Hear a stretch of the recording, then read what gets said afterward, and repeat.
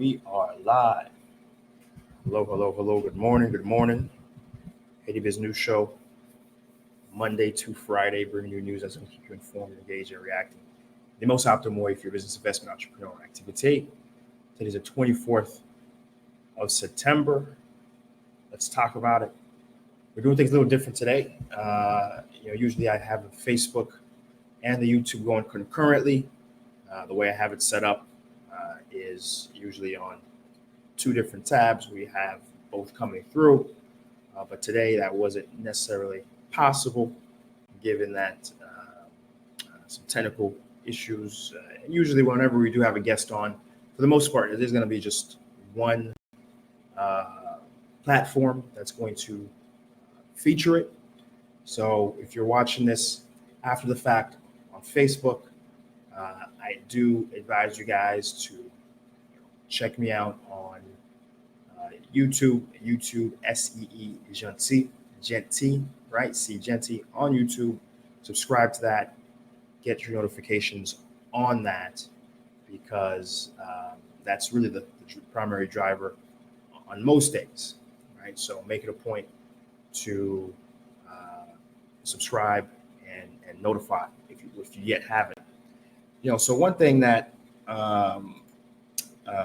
we have in store today is a guest, and I'm not going to get into it just yet. We have a guest, and I'm very looking forward to getting him on and you guys hearing what he has to say with the project he's working on. It's very relevant to the show. It's very, very relevant to what the show's mission is, what we have going on. So let's pause it, and let's do announcements. Of course, we have a very last video that we put out, unboxing at BonBon Lakay. So important to support Haitian business. This one is one really, really geared for the diaspora. You guys are able to get quality Haitian pastry. I mean, you know how many folks I know who live in areas that don't have Haitian bakery? I mean, even myself growing up in Broward, the Pompano area, I don't think we had a bakery until I was in my late teens. When a bakery actually opened, you can get different Haitian snacks and pates and stuff like that. Before, only time when my parents drove down to Miami did we get a chance for pastries, and that's a problem, right? But now, and thank God we're in 2019, you can get that delivered to your home at just super conveniently, right? And BonBon Lakay, I was on camera tasting out some of their products. If you haven't seen the video yet, again, YouTube Seejeanty, go check that video out, right? Go check it out. As always, everything we talk about here in terms of the news, you can find at HaitiBizNews.com. That's Haiti, B-I-Z, news.com. What we do on that website, we go ahead and we grab some of the most pertinent information online, because Haiti doesn't have a Bloomberg, right? Haiti doesn't have CNBC. All Haiti has is politics, comedians dressing up in dresses for laughs, and then NGOs spreading poverty imagery and charity, right? We don't have anything that really focuses on the only thing that can change the country, which is business and economic development, right? And so that's what Haiti Biz News is there. As you're drinking your morning coffee, you can see the news stories, pertinent news stories that are affecting business and the economic ecosystem, and basically business and investment. And so again, HaitiBizNews.com, always as a reminder, you can check any of our news stories out there at your leisure, right? And that's where our links, are going to be found. Okay. So a quick update on the gas prices. Letting you guys know I was able to get gas finally yesterday, and today I was able to even restock my supplies. Almost all my supplies are now restocked, and I was working on doubling up my supplies, because that's necessary. You got to double up your supplies, man, in this country whenever you can. But then things got really hot in the country. What does that mean? So apparently, Joe Vidal was trying to go to the UN. Before he went to the UN, he was trying to ratify his government, or get his prime minister through But the opposition wasn't having it. The opposition said we had to wait for the discharge. Discharge is, what is it, folks? It's basically because the prime minister was a cabinet holder. Whenever you're a cabinet holder, you have to get, we call it discharge, but it's a review of your performance and the finances of the ministry that the person was running, to see if there's any corruption or anything fishy going on and how was it run. And then they're supposed to get a little check from the what equates to the Haitian Supreme Court, and they do that review. And that's a way sort of to assure people aren't, stealing. It's a check against corruption.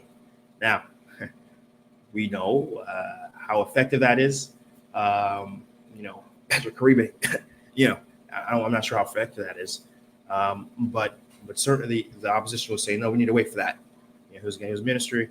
We can't vote on him being a PM without the discharge.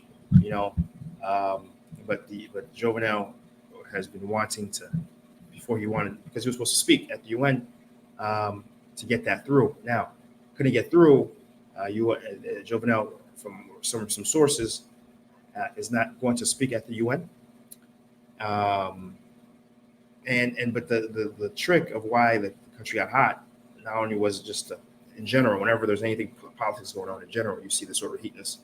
But there was a senator, and it pains me to even, and this is Nike Valios on YouTube, good morning, and it pains me to even share this story, but the guy was trying to leave the parliament, and he was accosted by a handful of Haitians asking, where the Petro Caribe is, right? And it was giving him some pressure. He pulls out a gun.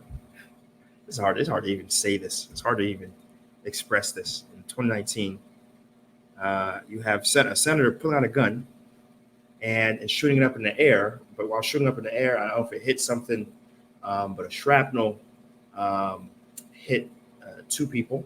One was a journalist, lower mouth region. And I think once the streets heard this, that you have senators shooting stuff up and people are getting hit, the streets just, tap drivers parked their cars, motor drivers parked their cars, and it was just a spontaneous manifestation. Again, folks are angry, folks are frustrated, things are difficult, and given that the government has never really focused on economic opportunity, jobs, we have folks who are very idle. We have unemployment rate at 80%, and it's very easy for folks who are sitting around and with nothing stable to go ahead and do dizzle. And so we'll see. Today's a new day. We'll see how the day shapes up. But that's just a quick update. Gas seems to be somewhat restored for now. And there's still no PM, and folks are vehemently against anything from Jovenel right now. So that's the overall political climate, which seeps into the economic climate overall, right? So yeah, those are quick updates. Just want to get into it, but I want to now bring on our guest, right? Our guest is Bobb Rousseau.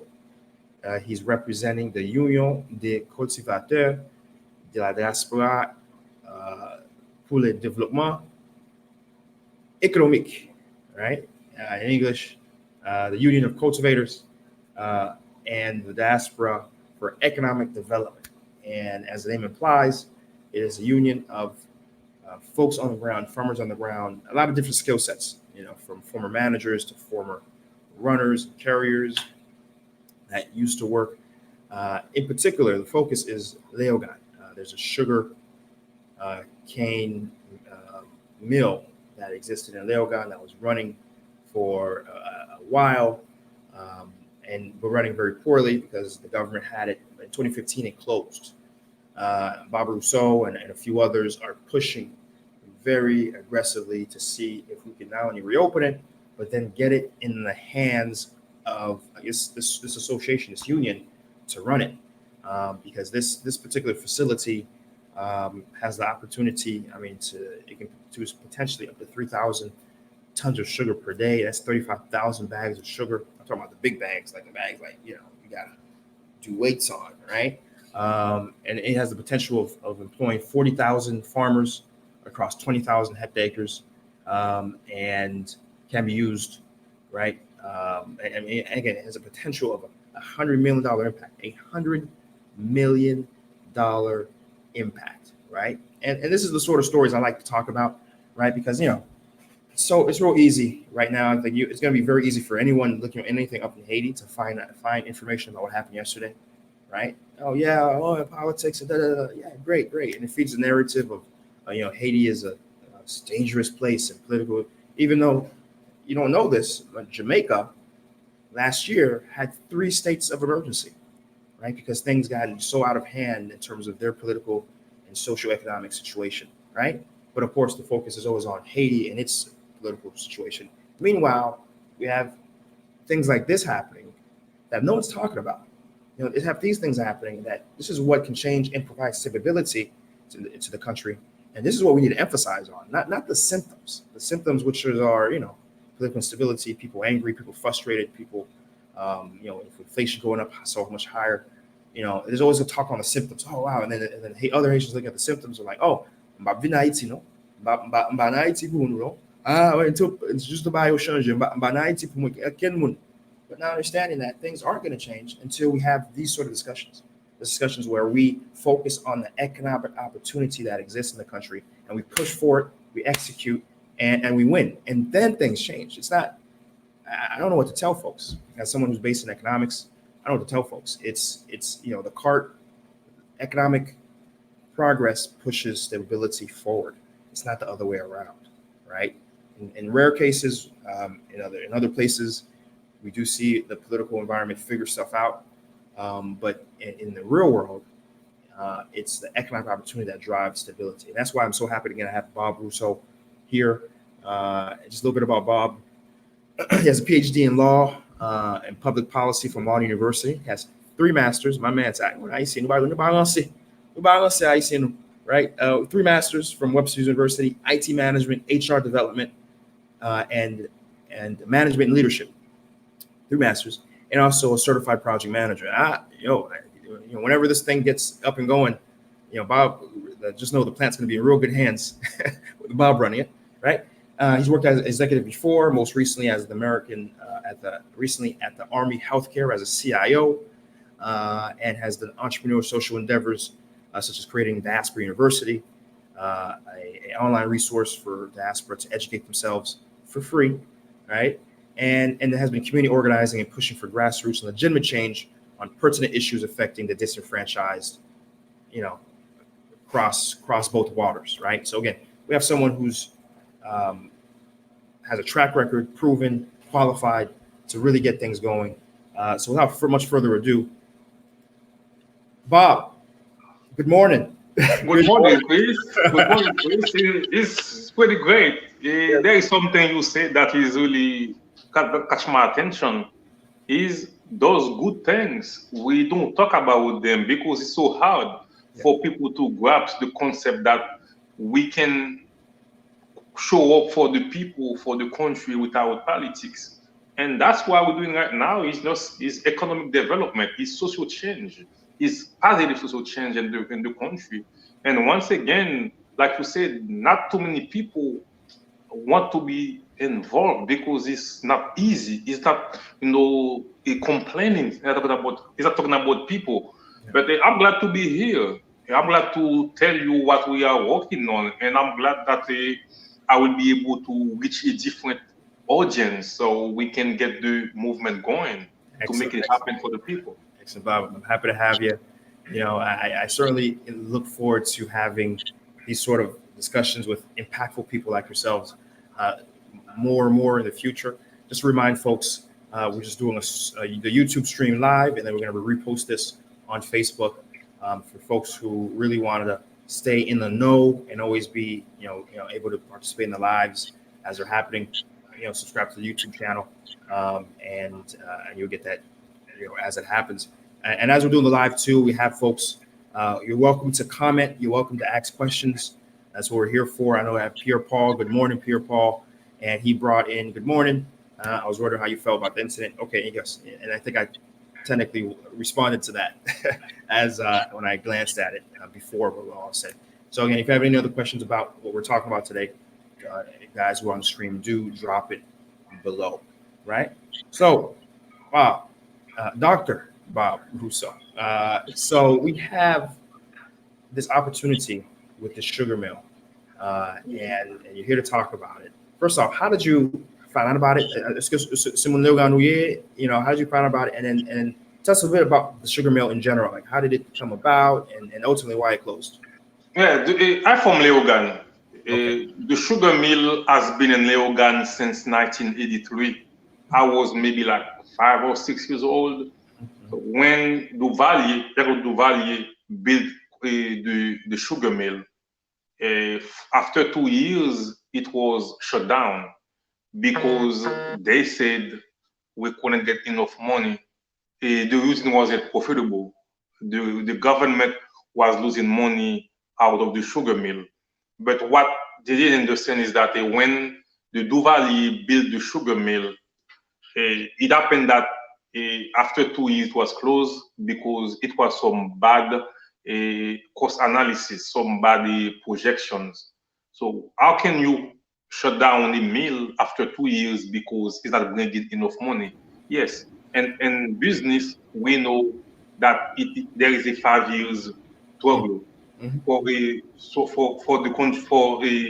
company to bring money. So it was closed after 2 years. And from 1985 to 1998, it was just closed. Nothing was being done. And it was after Preval that Preval came and he tried to reopen it. But between 85 and 1999, it was a ethanol. Ethanol was like a fake clearing, a fake alcohol that was being sold in Haiti. It was cheaper. With 20 good, you can buy the ethanol, but to buy the clearing local, the real clearing is 50 good. So the Haitian people, mainly people from Leogan, they couldn't purchase the real clearing. They end up buying the fake clearing, which brought Haiti, Leogan to his knees because the farmers could no longer produce the sugar cane. Even when they do produce the cane, there was no entity to buy the sugar cane. Yep. And that's why we came to play. In 1999, Preval tried to open it, like barely it was working for the people. And from 1999 to 2015, it was open maybe like 2 months per year. And yet, even though it was small amount to pay to get it running, but the government was taking too long to fund the operations. And the people were mad. The cane wasn't produced at all in Leogan throughout the country. And that's when I said, something has to be done. I talked to some diaspora. I told them the issue. They bought into it. And they said, let's do something. And that's when we said, we have to get the sugar mill reopened, not only for Leogan, but for the entire country. Because like you said before, the sugar mill has the potential to create thousands of jobs in the country. It has the potential to put people on the lands to produce the sugar cane. And also it has the potential to attract investors, about $100 million that can come to the country if only the sugar mill is open. That's where the movement is. It's not for the government to be involved or to spend money to open the sugar mill, but rather for the government to transfer its ownership to the farmers, because in 1999, Preval wanted the farmers to run the mill, but these people at that time they were restricted enough. It was a lack of skills, lack of competency. But now they got the support of the diaspora. They got the support of different people throughout the country. Smart people are the people who are like engineering, investors, entrepreneurs, all the whole 9 yards, and who want to be involved to invest in the sugar mill. So once again, the country can become self-sufficient. I love that because so the biggest criticism you hear from the diaspora and Haitians living in Haiti is that the diaspora, they don't do anything. There's no engagement. There's no push to provide jobs. They just come in, they retire, they die, but then and they don't really push things like this. And this is one thing if we can get it successful and put in our hats, we can say, listen, the diaspora is not just sending money through remittances. We really are trying to engage. We're really trying to improve the country, and perhaps then the government can finally make it streamlined and easier for the diaspora to invest, because that is the true lifeline. That is the true pipeline. Because again, you have the brain drain that happened. So much of our talented people left the country, and now we're trying to come back, and we're being blocked by the government. We know this, but if we get this project off the ground, it would be a serious example to say, hey, this is what the diaspora can do when we're challenged. Imagine what we can do if we're given a quicker pathway to providing money. So I love it. I love it. We have Pierre Paul. He asked an important question. Well, so what's the status of sugar plant reopening back in Léogâne? I've never heard of it. Léogâne is a perfect spot for something like that. And I think you just answered it. You guys are in the process, right? So what we've done, what we did before we even bring the movement to the locals. So what we did, we wrote a letter to the government, to the president, which they received, and the callers, we went to see them at the Haitian Palace, or the White House in Haiti, and we spoke. So we explained to them, we briefed them on the potential, not on the issues of why it was closed, but the potential of creating self-sufficiency for the people. They liked the idea, and then that same day we met with the deputy, with son Hippolyte, who also is happy. He was happy that the idea came from Haitians, came from people from Léogâne, and when we tell them, we don't need you to spend your money to reopen the mill. We want you to let us run it. We already got the money, or better yet, we have access to the capital. So we just need to tell us, give us a document to say, we allow you to open the sugar mill, and then we will get the money and open. So at this time, to answer Mr. Pierre Paul, what we are doing is to talk to investors, to have them not commit yet, but for them to show their intention to invest. And with those documents, along with a business plan, we will take it back to the government within like 2 or 3 weeks. And that's when, unless they are lying, they told us, once you have that, once you show us that you can have the investment, once you show us we can keep the mill open, not for a year, but for a long time, we will allow you. But this time, so what other people were doing is to buy the sugar mill. We are not trying to privatize the sugar mill. We're trying to get a PPP, where the government will retain ownership. We will only have the management rights to manage, to administer the sugar mill, to make money to the country, and the government will be involved to collect taxes. That's the best way for the country, and the government and the country to become profitable. If we got the government not to be involved directly, but for the people to run it, bring the money in and pay taxes to the government. What's the potential in terms of this plant? What can it produce? I think I gave some raw stats before, but I'm sure you can give a lot more about the potential impact. What's the potential economic impact once we can get it open? The economic impact is that I don't know if you know the country too well, Mr. Chris. So there are about 20,000 hectares of land that are waiting to be transformed into sugarcane plantations. Yeah. In the country alone, we have 1 million empty lands. Once again, they are state property, state owned. So the plan is for the government to invest in cane production throughout the country. So practically, the sugarcane will be planted throughout the country. That's the first economic impact. That means 10,000 Haitian, over 40,000 families will have money coming in because they will be on the lands producing sugarcane. But the most important about it, when it comes to jobs, our plan, our research prove that 50,000 permanent jobs will be created. I'm talking like agricultural jobs, engineering, agronom. I'm not counting people will be cut in the can, like the bottom line. I'm taking like staff. That 50,000 jobs, and also we talk about money, is $100 million that will be coming through the country. So the economic impact is, it will be economic and social, because once we get the mill running and we get profits, that money, those profits will be reinvested into the country, into the city, to build the universities, to build hospitals. So the impact will not only be economic, it will be social. And we're talking about politics because we want the diaspora to be an economic value, not political value. So whatever we do is all economics is all about bringing money to the country, so the people can depend less and less on the government. Because if the people depend less on the government, if jobs are being created, if sugar cane are being sold, if the sugar mill is producing sugar to be sold, to be exported to US, to Brazil, to Canada, is more money in the country, so there will be less dependency, and the country and the government will depend less of foreign aid. So it's a chain reaction.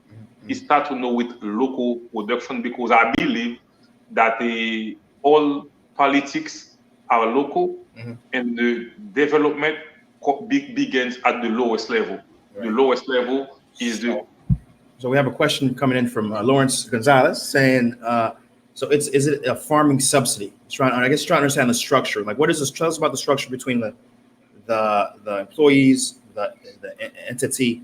How exactly, to get a little more in detail on that, because he's reading it as a farming subsidy. I don't think it is, but I'm sure you can provide more detail. No, I don't listen to the question too well. But the way the sugar mill is built is a state-owned.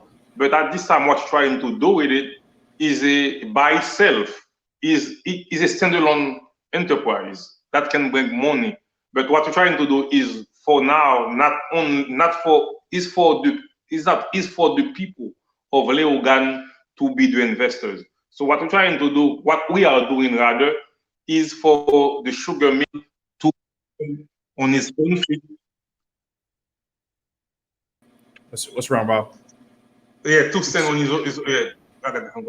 his own feet, and where the people can invest directly.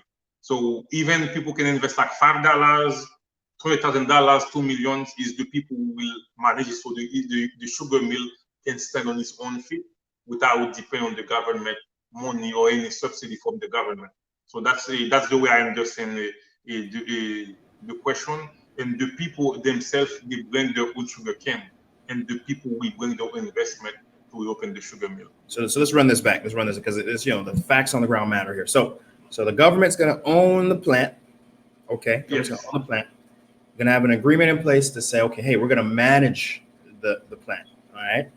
And I'm sure the management will probably have some portion of revenue sharing, right? And I would assume it should be more for the management side versus the government side, and then whatever profits that the management team can do, then is that profit re-provided to the farmers, right? No, the profits first will be distributed to the investors. The farmers will get paid last. Okay. Those are technical details that I do too well, because I'm an economist, but the farmers will get paid last. Okay. And after we pay the investor, after we pay taxes, we pay the investors.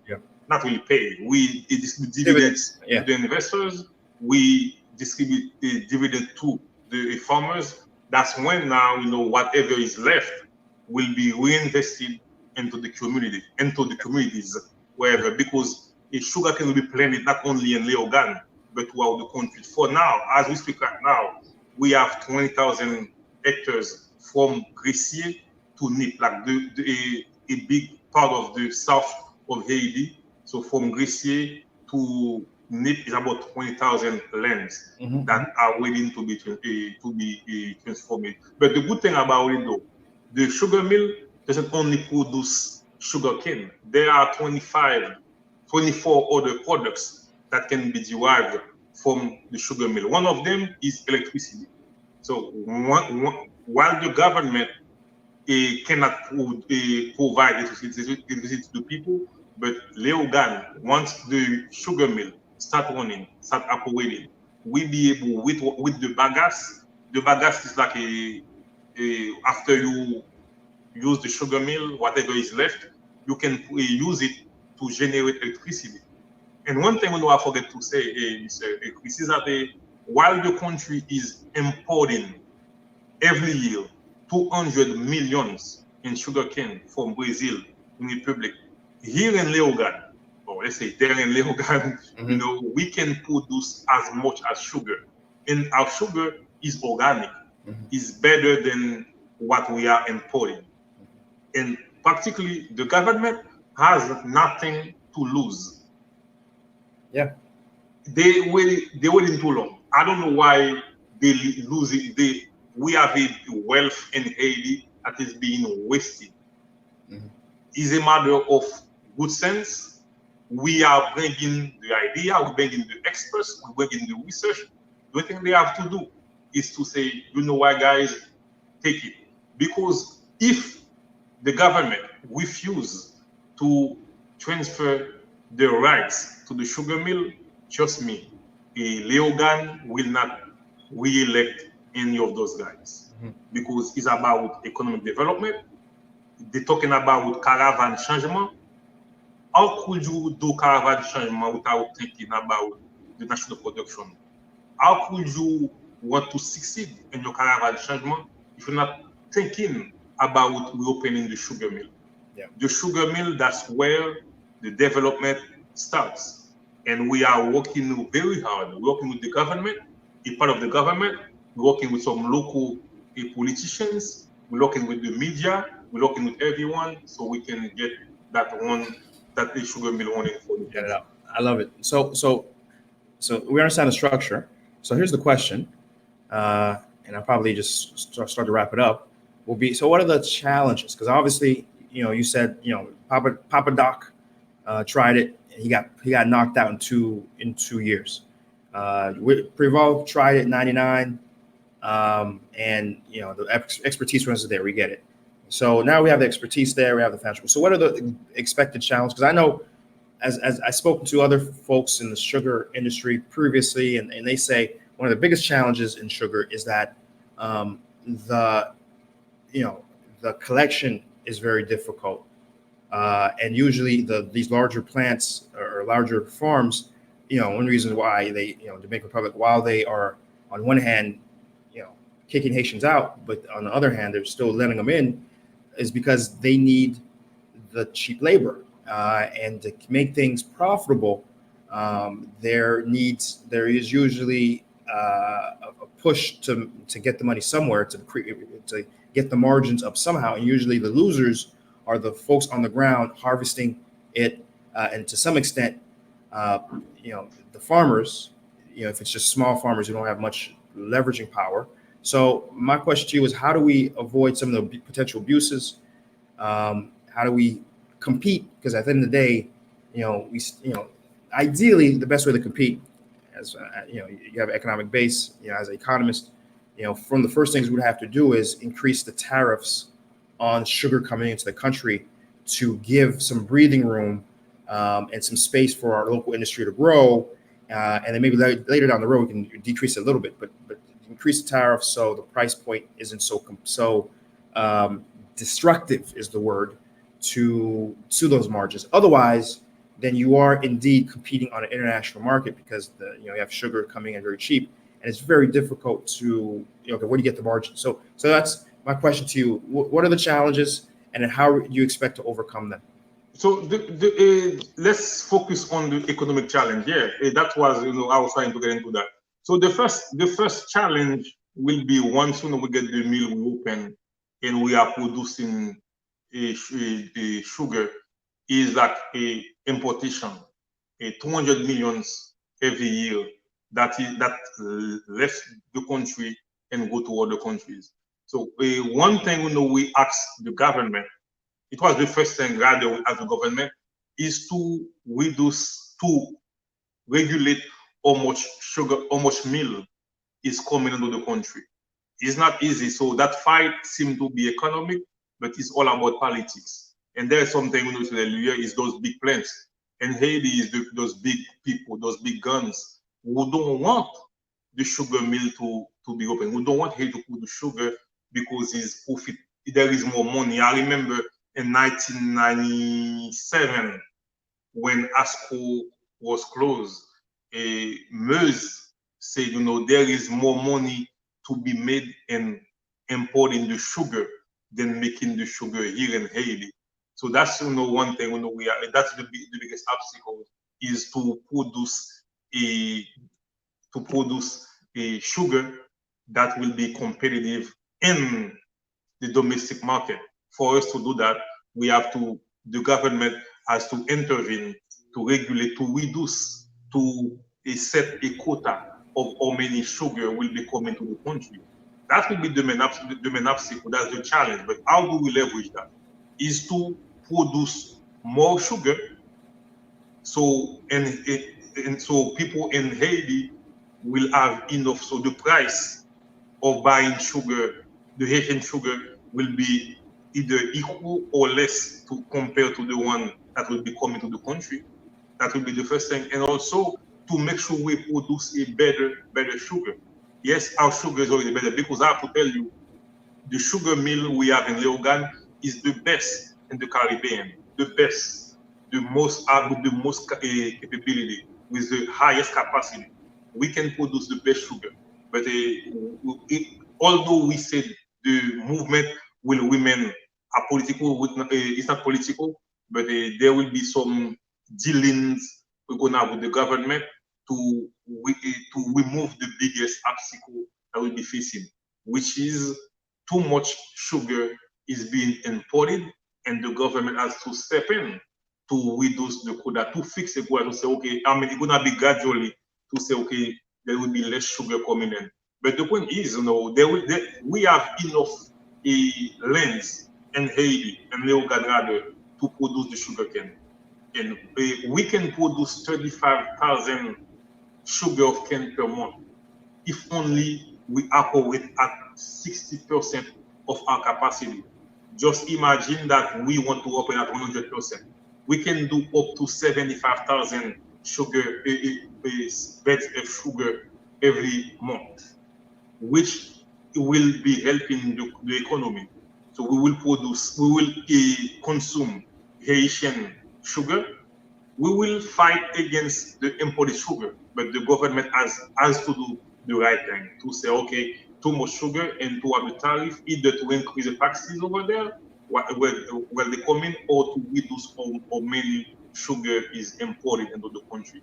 That's the only obstacle, because the other ones will be like to get the planters, the farmers, to go back to the land, which we are working on. And at this time, everything seems to be working great. Now, to answer your question, to close that, is a matter of the government to regulate the import of sugar in Haiti, or to Haiti. Okay, fantastic point. And that's it's going to be, be honest, it's going to be a difficult road up, because you have powerful interests who are A-okay with the way things are right now, making lots of money. We have a few comments here. Let's see, if it becomes a share firm, everyone owns a percentage in it. We all can help make things run. So I think so.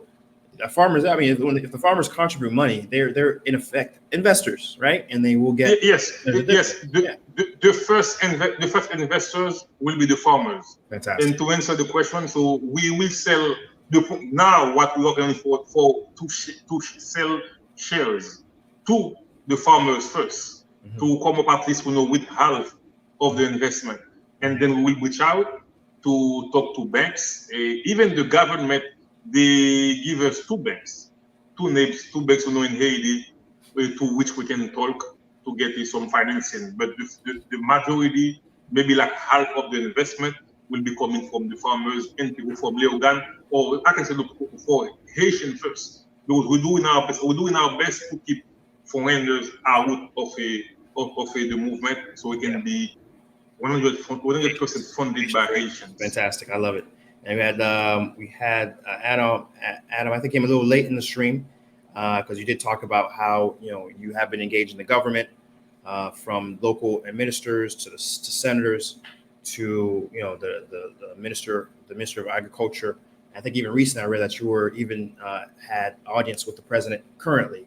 So you've been talking to all levels right now. And so let me ask. So and it sounds like too in the beginning you said the enthusiasm's there, at least Paolio, they're saying the right things, right? Ultimately, their action is going to determine how serious they are, but they're saying the right things so far as you talk to these different government people. Yeah.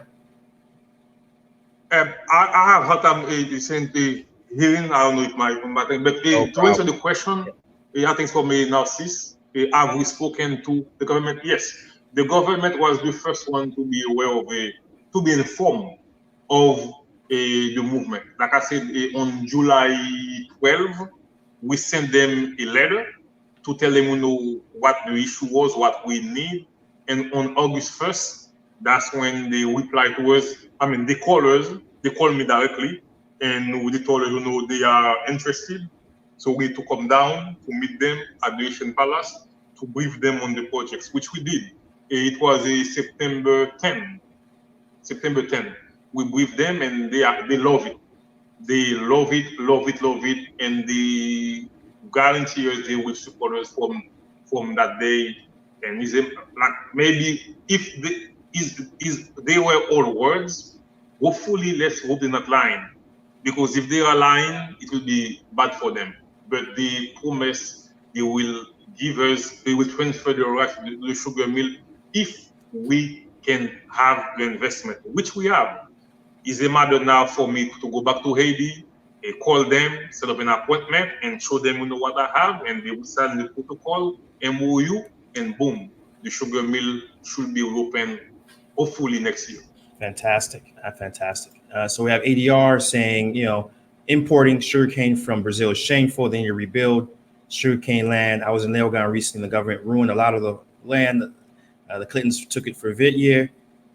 Once the land is grown vitivier, it's difficult to grow other lands without a lot of work. They also took land to build homes that can even withstand a bit of wind.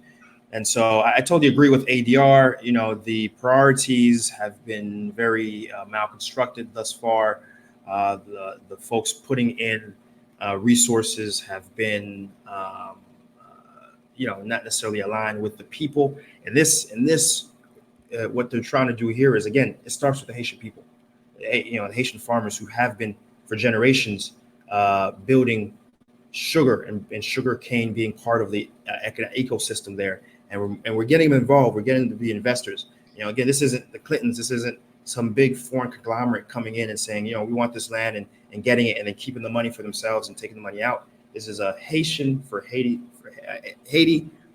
organization for Haitians on the ground looking to grow and be successful and build something, right? So I'm very excited about this project. I think you guys are excited too. I see Adam Narcisse is saying, I want to get in touch with Bobb. So tell us, Bobb, how do people get involved? Like some of these guys who are watching right now, if they want to get involved, either just spreading the word themselves or financially, this is an investment, right? This is they can get some money back, right? And they can know that, hey, this isn't charity, this isn't a donation. This is you're doing something that's going to impact and change lives, and you're going to make a little bit of money out of it. It's a win-win all around. So tell us, how exactly can they get a hold of you and be a part of this?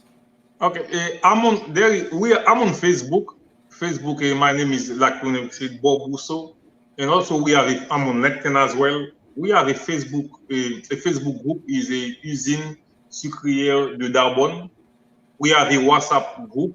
I can share the link with you later. Is usine sucrière de Darbonne, same as WhatsApp group.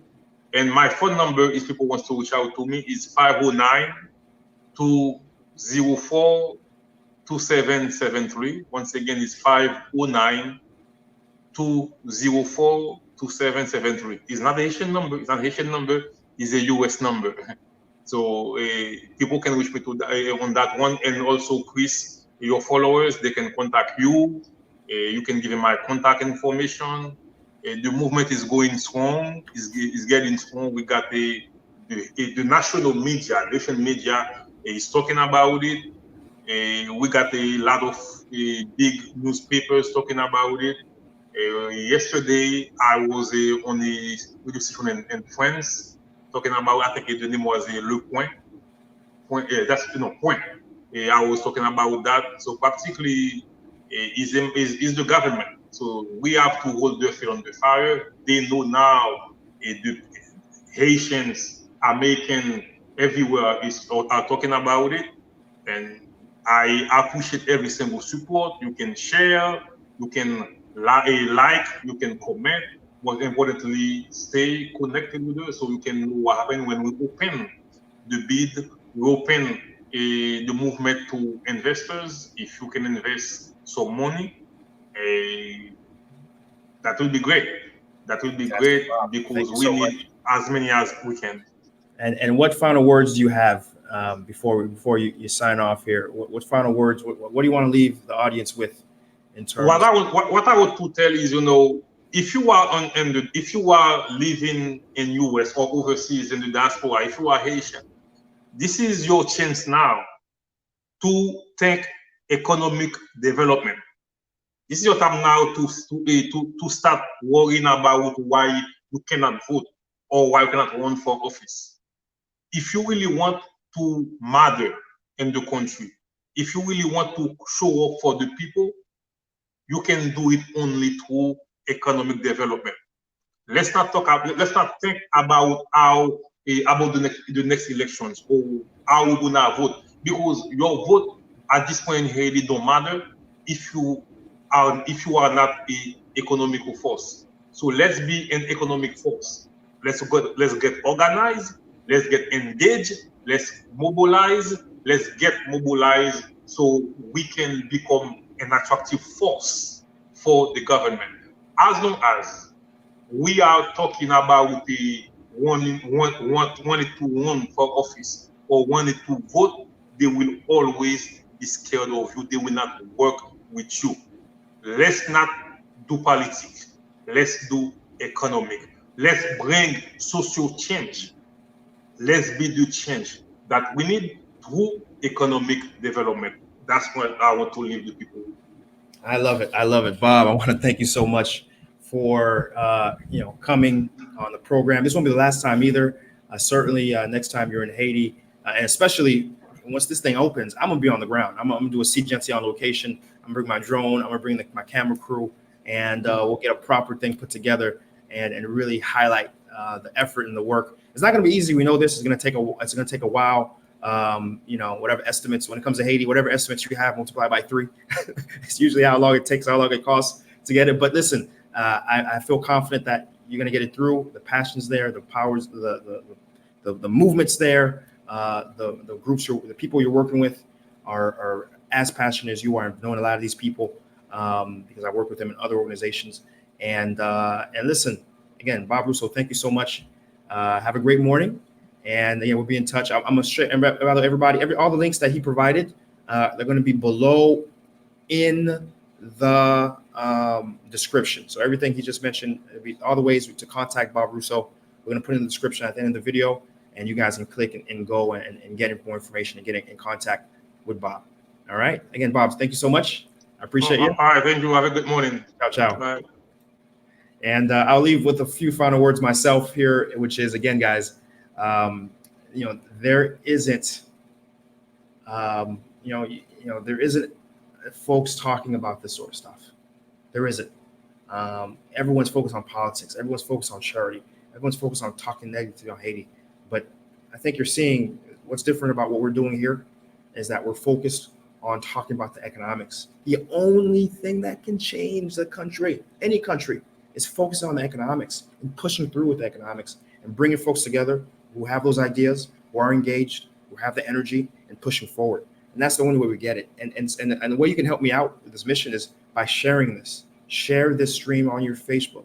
Share it on your social media. Share it to folks who you know are also interested but are maybe getting discouraged. Share it to even the folks who may not even know, right? Because that's the only way we can get this word out. We can get the impact going, leverage and grow this platform.